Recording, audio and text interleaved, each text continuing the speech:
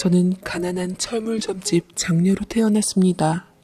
저는 중학교를 졸업한 후 고등학교를 다니다 자퇴하고 바로 생계로 뛰어들었고 부모님과 함께 열심히 벌어서 가정에 보태기도 하고 저 위에서 쓰기도 했습니다. 아래로 남동생들이 2명이 있었는데 옛날 사람들이 그랬듯 우리 부모님들은 딸인 저보다 아래 2 남동생들에게 격한 애정을 쏟아부었어요. 그러다 보니 자연스럽게 차별받고 자라기는 했지만 그래도 기특한 내 남동생들은 누나 소중함을 잘 알고 살았습니다. 미안해 누나. 우리가 나중에 공부 열심히 해서 성공하면 누나 고생한 거 다 갚아줄게. 용돈 고마워. 라며 남동생들 2명은 제게 용돈을 타갈 때마다 미안함이 어쩔 줄 몰랐고 저는 제가 힘들게 번 돈을 당연시 안 하고 고마움을 가지며 받아가는 동생들에게 도리어 고마웠습니다. 말 한마디에 천냥빚을 갚는다고 누나에게 한마디를 해도 말을 참 예쁘게 잘하는 철들은 동생들이었죠. 특히 3살 터울인 바로 아래 남동생이 있었는데 제가 모아놓은 돈을 풀어 22살 때 작게나마 포장마차 분식집을 차렸거든요. 그때 남동생과 친구들이 가끔씩 들려서 제가 만든 떡볶이며 김밥이며 맛나게 먹고 갔는데 동생 친구들이니 당연히 돈은 받지 않았습니다. 그런데 동생과 함께 몰려다니던 친구 한 녀석이 제게 관심을 가지기 시작하더라고요. 저도 눈치가 있었던지라 매번 올 때마다 제 눈을 피하며 쑥스러워해서 그저 부끄러움이 많은 녀석이려니 했는데 어느 순간 기회를 엿보았던지 제게 갑자기 다가와서는 편지와 작은 향수 하나를 선물로 내미는 것이 아니겠습니까? 저 이거 누나 쓰세요. 엄마가 좋아하는 향수인데 향기가 좋아서 누나 주려고 용돈 모아서 산 거예요. 누나가 기쁘게 받아주시면 좋을 것 같아요. 라며 녀석이 말하는데 누군가가 저를 위해서 준 선물은 난생 처음 받아본지라 정말 기뻤고 기분이 좋았습니다. 친구 누나에게 연정을 품었나 싶어 편지도 웃으면서 읽었는데 어디서 봤는지 멋들어진 말을 몽땅 써서 자기 마음을 고백하는데 한마디로 제가 좋다는 말이었네요. 저는 그 후부터 동생과 함께 오는 친구 녀석을 챙겨주며 반갑게 맞이했고 그렇다고 저보다 어린 고등학교 녀석을 이성적으로 보거나 한 건 절대로 아니었습니다. 동생 친구로서 순수하게 보았고 제 말 한마디나 행동 하나하나 의식하며 얼굴이 새빨개지는 녀석의 모습이 귀엽고 사랑스러워 예쁘게 보았더랬죠. 그리고 시간이 흘러서 동생 녀석들이 수능을 치르고 대학생이 되어 뿔뿔이 흩어졌는데 제 동생은 취업을 위해 전문대 물리치료학과를 가게 되었고 귀엽게 보았던 동생 친구 녀석은 곧잘 공부를 잘하는 녀석이라 서울에 있는 어디 대학교를 갔다고 했습니다. 한동안 몰려다니던 녀석들을 보는 것은 제가 잃어버렸던 학창시절에 대한 대리만족을 하는 것이었는데 막상 녀석들이 졸업하고 나서 찾아오질 않으니 허전하고 서운하기도 했죠. 헌데 대학교 여름방학 때쯤인가? 저는 간만에 반가운 얼굴을 만나게 되었습니다. 누나 오랜만이에요. 저 재용이 친구 도성이에요. 잘 지내셨죠? 어머, 너 진짜 도성이니? 반갑다 얘. 대학 좋은 데 들어갔다는 얘기는 들었는데 이제 대학생 티가 팍팍 나네? 하며 반갑게 맞이했는데 앳된 얼굴이 아니라 완전 남자가 되어서 훈훈한 외모로 다가와 더 설렜더랬죠. 듬직한 모습은 더 이상 동생 친구가 아니라 남자였습니다. 근데 절 더 흔들어 놓았던 것은 제게 마음을 표현했던 녀석이 제게 와서 직접적으로 고백을 하는 것이었는데 그때 제 나이 23살 처음으로 그 녀석에게 마음을 주게 되었습니다. 누나, 내가 누나 행복하게 해줄게. 이제 누나 말고 희정이라고 부르고 싶어. 희정아, 나랑 사귀자.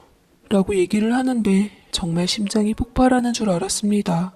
저는 거절하거나 튕길 것도 없이 마음이 가는 녀석과 첫 연애를 시작했고 알콩달콩 행복하고 달달한 시간을 보냈는데 늦게 배운 도둑질에 밤새는 줄 모른다고 그만 사귄 지 4개월 만에 혼전 임신을 해버린 것이었습니다.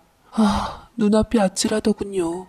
제 남자친구는 아직 대학교 1학년에 불과했고 군대도 안 다녀온 새파랗게 어린 녀석이었습니다.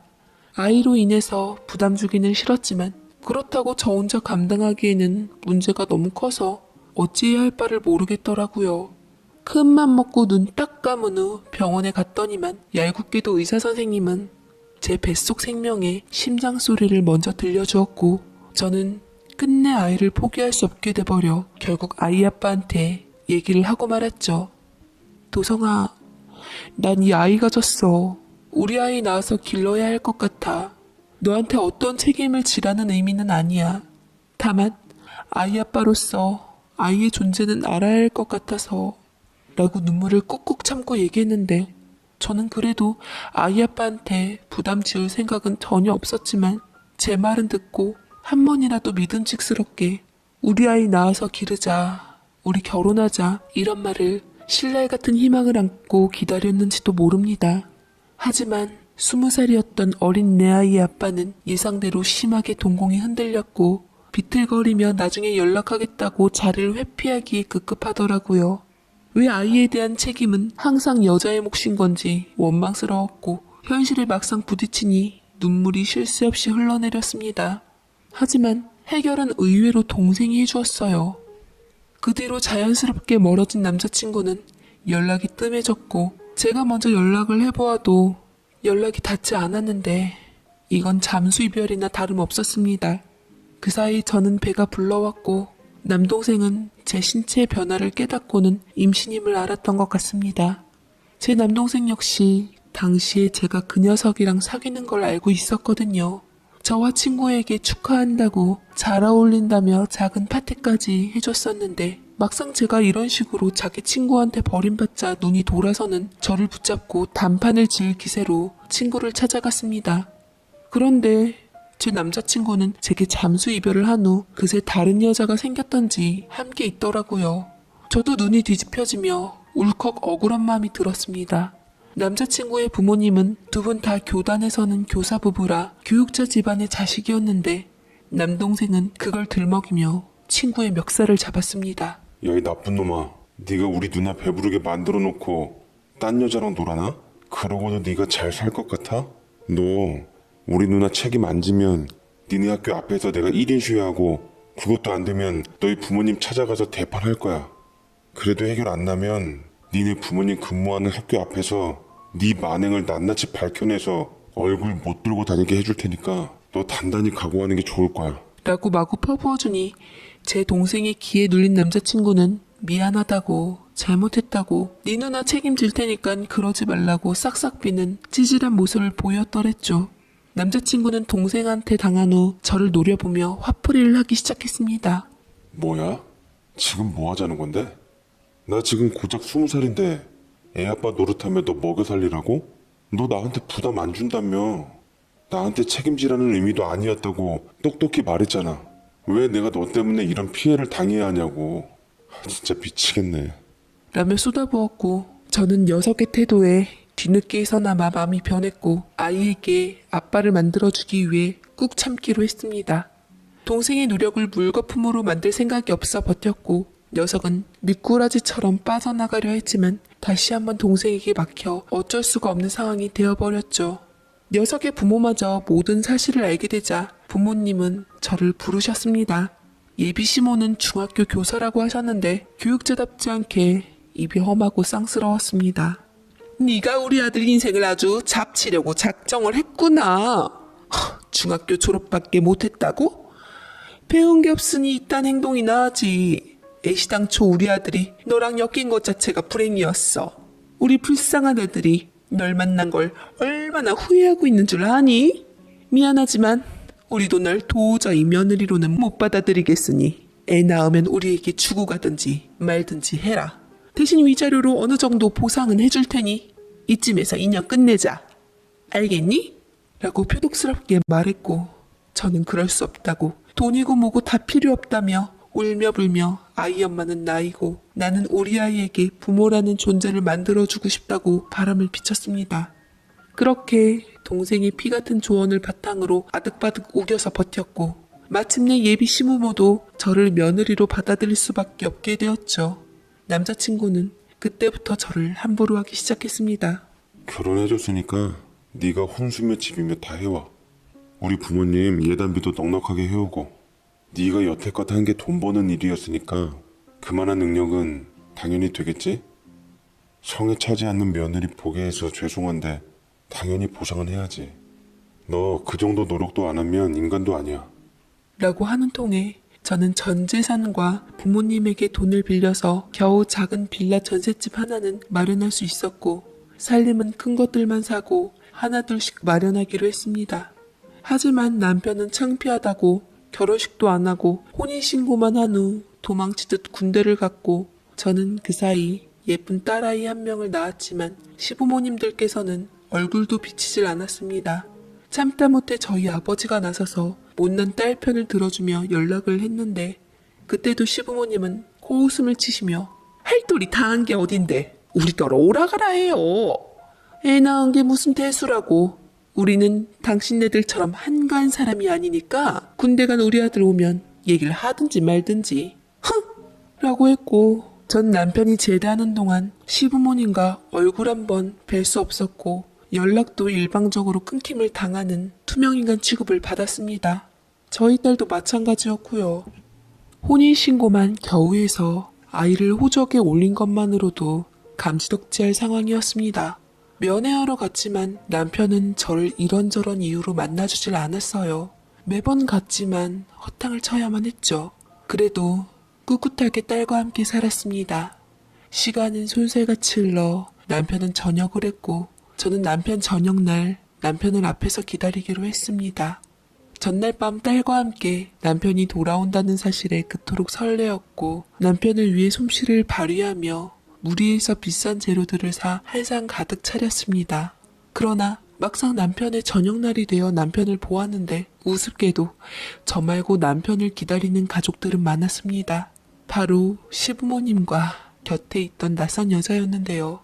제가 딸과 함께 어정쩡하게 서자 시부모님과 남편은 안색이 흑빛으로 변하더라고요.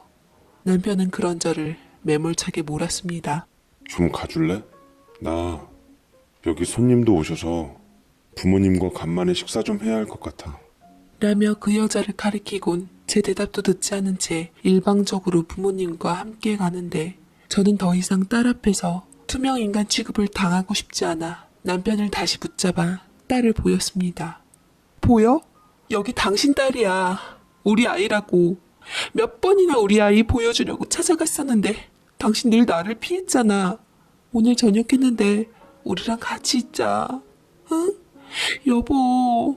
라고 매달렸지만 남편은 누구를 의식한 듯 저를 당장에 떼버리고는 혼인신고 해줬잖아. 그럼 된 거 아니야? 누나 마음대로 아이 낳고 결혼했으면 더 이상 나한테 그 이상 바라지 마. 사람 마음 무시하고 누나가 억지로 나 올감했으면 이런 건 예상하지 않았어? 당신이 바래서 나 집도 얻었고 가구도 다 마련했어. 예단도 최선을 다해 준비했고 당신이 시키는 대로 다 했는데 나한테 왜 그러는데. 저는 울먹임을 애써 넘기고 간절하게 남편을 붙잡았지만 남편의 맘은 한사코 돌려지질 않았습니다. 좋은 집 해놓으랬지. 누가 그런 구질구질한 집 해놓으랬어? 가오한설계 나더러 그딴 집에서 아등바등하게 살라고? 나 편한 우리 집에서 살 거야. 푹신하고 아늑한 내 방에서 우리 엄마가 해준 따순 밥 먹으면서 살 거라고. 내가 아직도 네가 만든 싸구려 떡볶이나 먹고 다닐 만큼 철없어 보이냐? 라고 저를 떨치고 가버리는데 끝까지 자기 딸은 한 번도 봐주질 않았습니다. 제가 찾아가도 문전박대를 했습니다. 제가 문을 두드리며 기다리다 간 후에는 시모는 나와서 항상 침을 뱉고 소금을 뿌렸습니다. 억지로 집 안으로 들어가 못 나가겠다고 울고불고 난리를 쳤지만 그 집 식구들에 의해 강압적으로 끌려나온 것도 부지기수였죠. 게다가 남편은 그 와중에 다른 여자를 만나고 다니더라고요. 바로 저녁날 봤던 그 여자였습니다. 알고 보니 그 여자는 남편과 동갑으로 부모님 친구 딸인데다 명문여대를 다니고 있다고 하더라고요. 둘은 영어 유치원이랑 사립초등학교를 같이 다닌 동창 사이였는데 부모님들끼리도 잘 아는 사이라고 했습니다. 안 되겠다 싶어서 저는 그 여자를 찾아가서 남편을 만나지 말아달라고 알만한 사람이 왜 애 딸린 남의 남편이랑 놀아나냐고 했다가 되려 철퇴를 맞았습니다. 이보세요 아줌마. 중졸이시면 중졸에 어울리는 남자를 만나고 부모님께서 철물점 하시면 철물점에 어울리는 남자를 만나세요.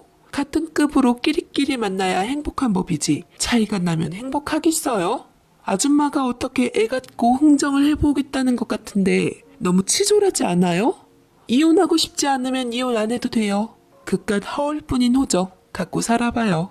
나는 꽃다운 나이에 부모님에게 인정받으며 우리 오빠랑 실컷 달달하게 연애할 테니까 라고 얘기를 해주어서 저는 그 앞에다 물을 끼얹고 물따기까지 사정없이 날리고 왔는데도 분해서 미칠 지경이었습니다.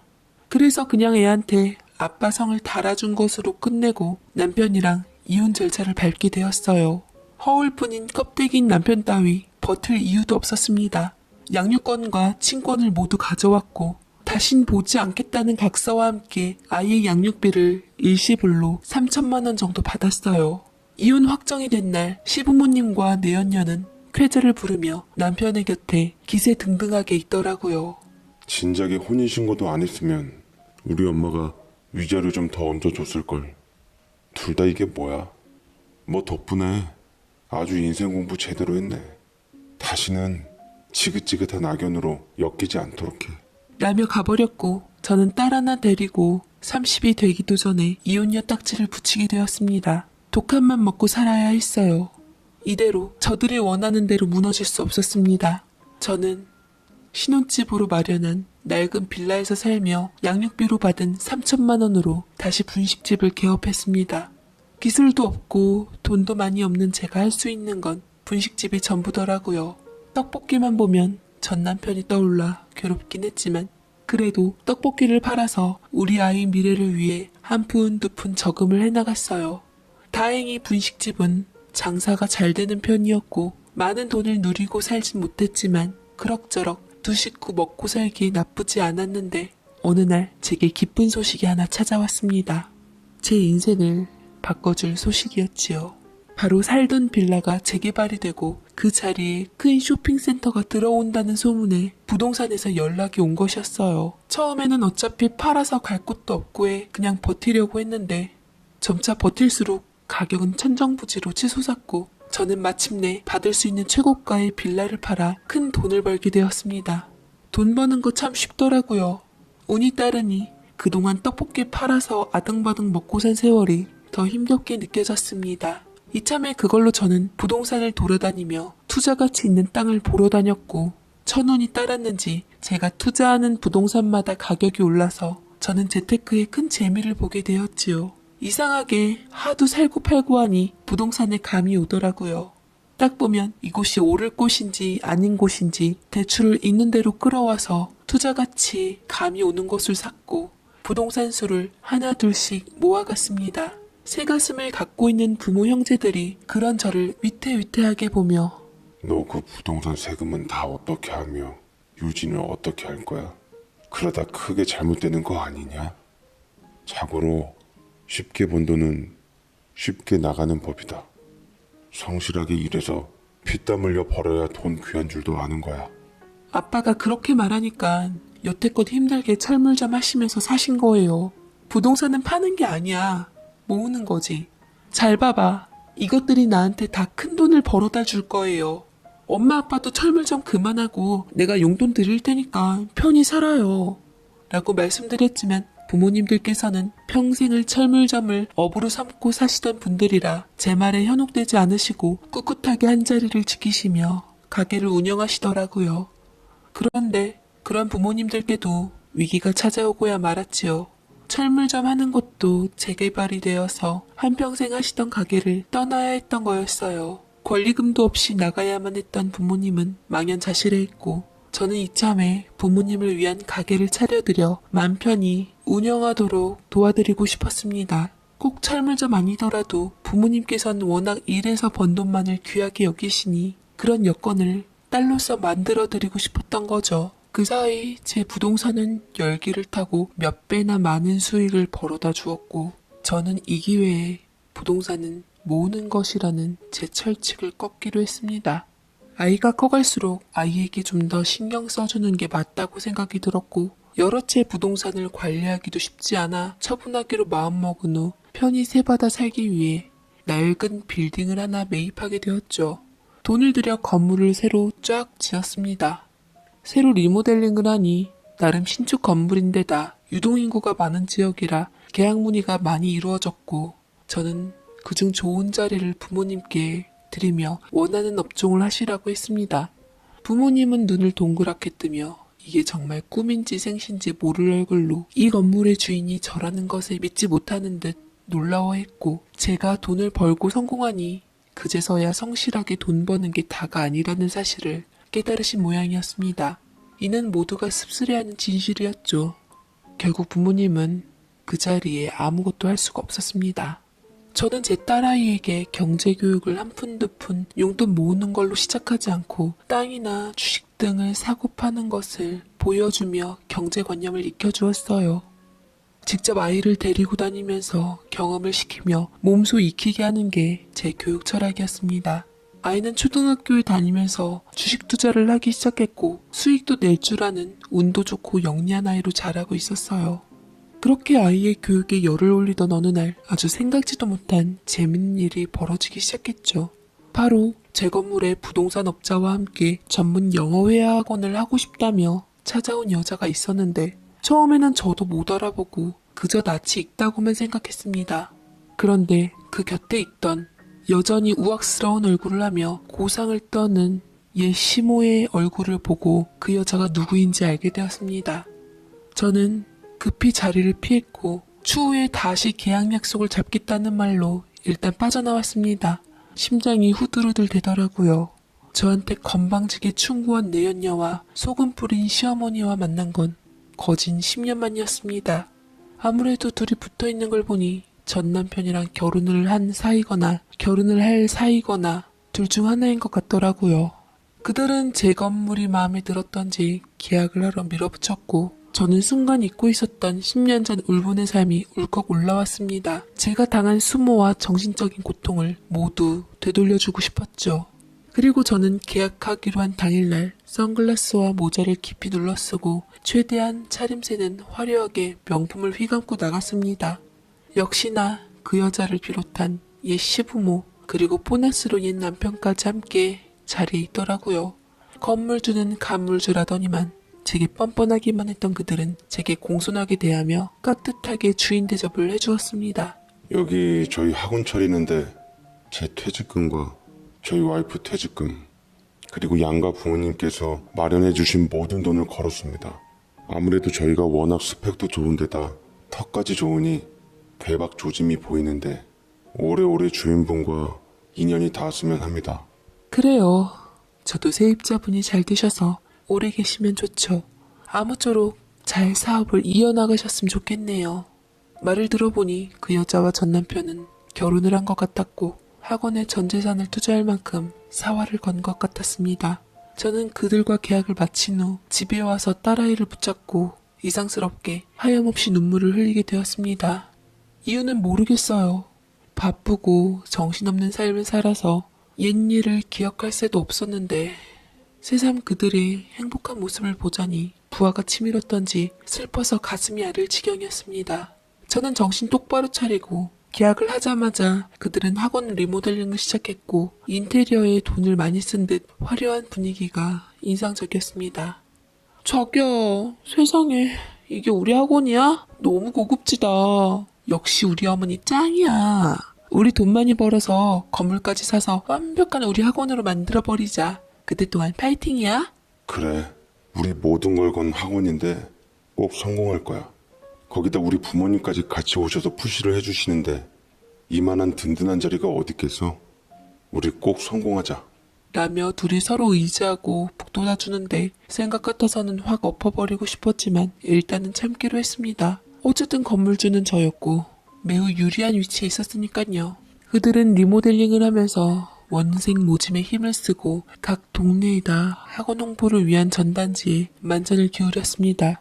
그들이 입주한 날 학원 오픈식 날에 많은 이벤트들을 준비해서 학생들을 끌려고 노력했던 것 같은데 생각보다 쉽진 않았던 것 같더라고요. 전단지를 보니까 프로필을 화려하게 적어놓고 반값 학원비다, 친구 한 명을 데려오면 한 달 수강료 무료다 이런 식으로 광고했는데 고작 내세우는 게 교육의 질이 아니라 학원비 할인 이벤트라니 참 교육자답지 못하다 했습니다.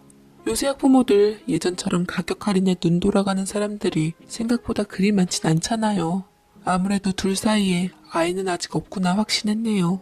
그들은 찰수를 배부르랴 싶어서 열심히 으쌰으쌰하는 것 같았는데 비웃음이 절로 흘러나왔습니다. 저는 아이를 등록시킬 생각으로 학원문을 열었고 제가 건물 주임을 알고 있는 그들은 인사를 하더라고요. 혹여나 제 아이를 자식이나 손주로 알아볼까 염려스러웠지만 제 딸을 피부치로 알아보는 사람은 다행인지 불행인지 없었습니다. 전 남편은 한 명의 수강이 아쉬웠는지 제 딸을 격하게 환영하며 제게 고맙다고 머리를 조아리더라고요. 누구신가 했더니 사장님 따님이셨군요. 세상에 이토록 똑똑하고 영특하게 보이는 아이가 있다니. 저희 학원에 맡겨주신 만큼 최선을 다해서 아이를 지도하겠습니다.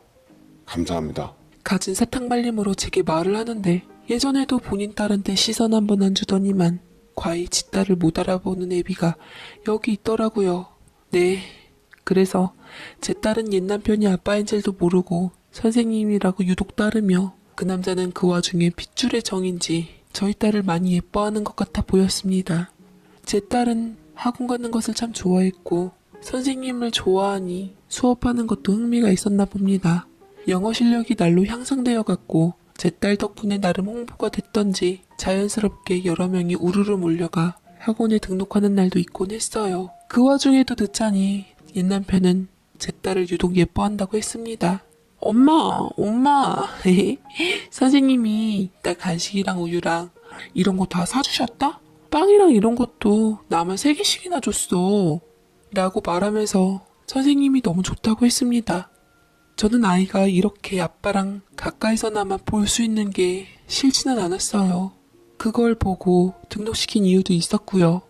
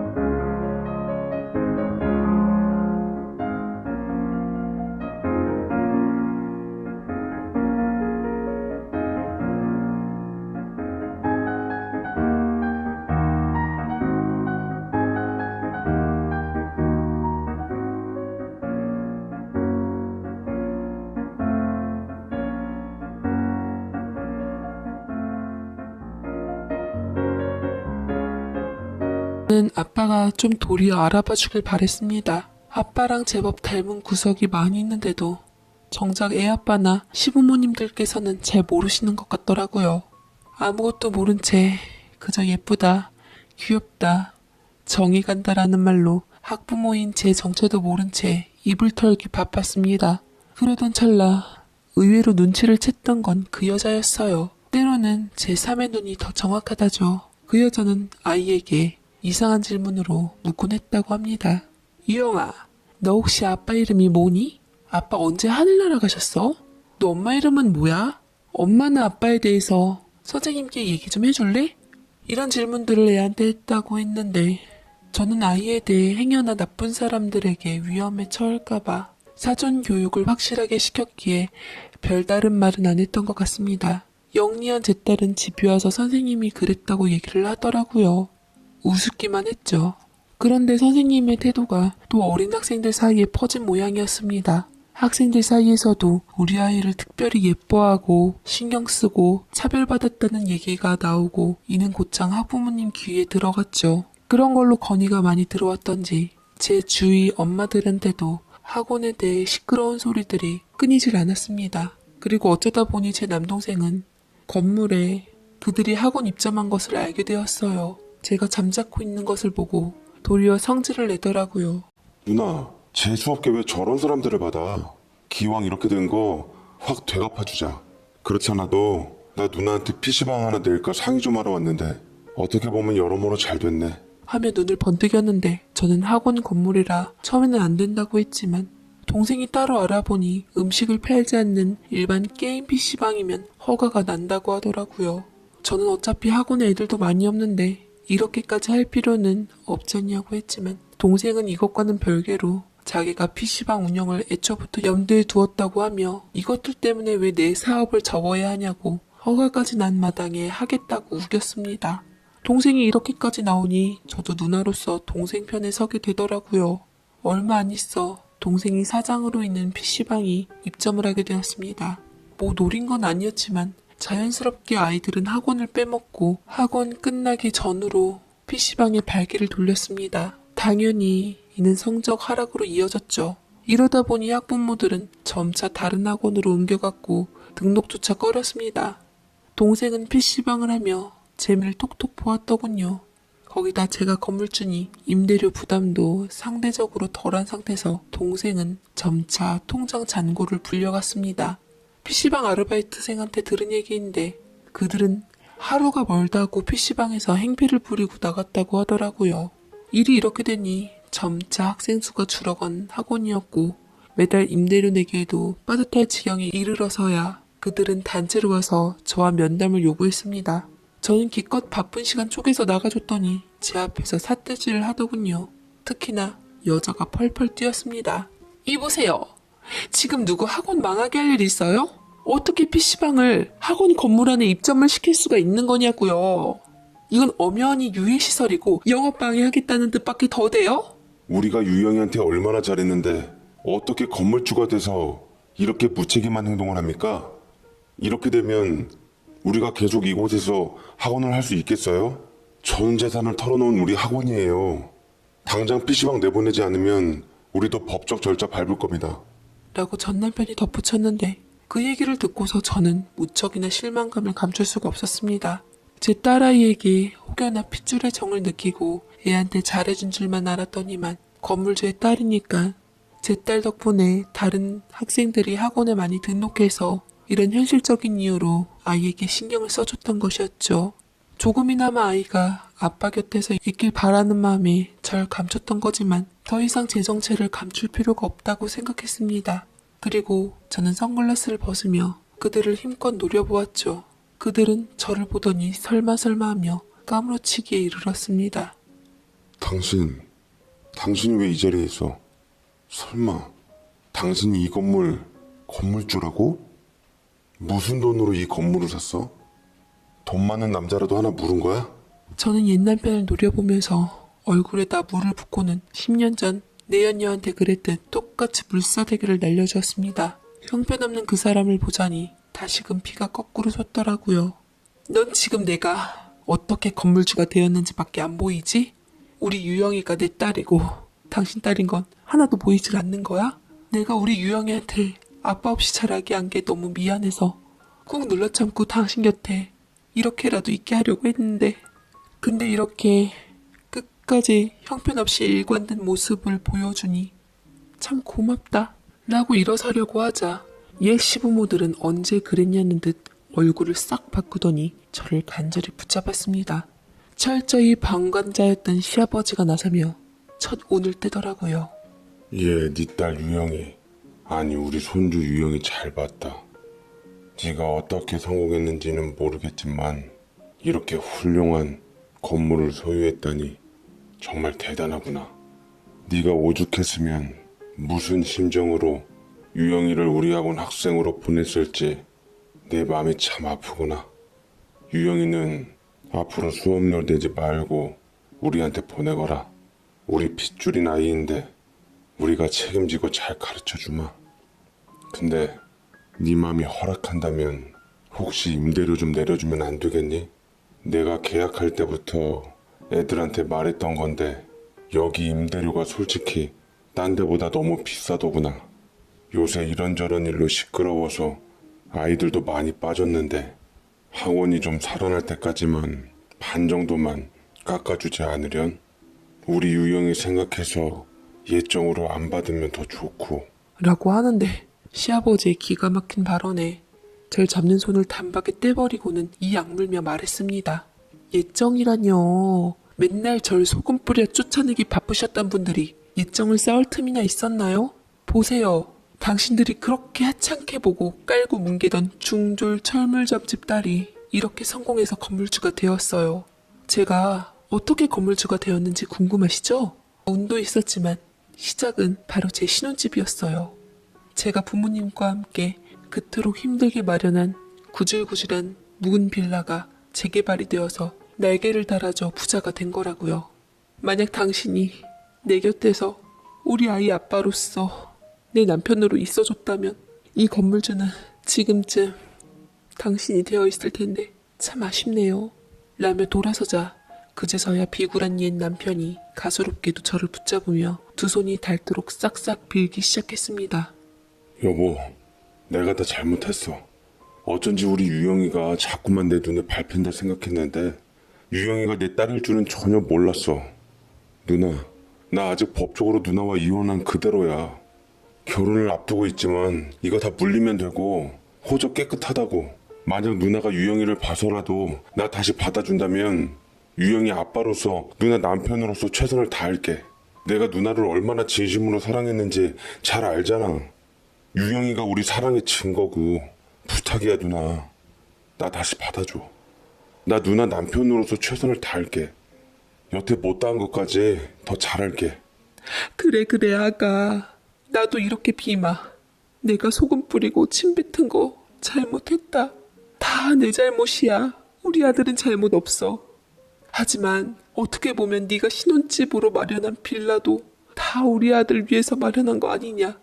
그것도 다 우리 아들 복일 수 있는데 이제라도 못다한 인연 맺고 유영이와 한 가족으로 잘 살아보는 건 어떻겠니? 저는 멍청하게도 이 말이 속이 뻔히 보이는 거짓임을 알지만 그래도 내 딸을 위해서 흔들릴 수밖에 없었습니다. 엄마니까 제 딸을 편모 밑에서 자랐다는 소리를 듣지 않게 하기 위해 부모 사랑 가득히 받고 화목한 가정에서 자라게 하고 싶은 마음이 굴뚝 같았지만 저는 살면서 능구렁이가 되어 있었습니다. 너무 오래 살았던지 그 사람들을 너무나도 잘 알고 있었던 탓인지 속아 넘어가지 않기로 했어요. 결국 그들을 뒤로하고 저는 나왔고 당분간 건물 관리는 제 친동생한테 대리인 자격으로 맡기기로 했어요.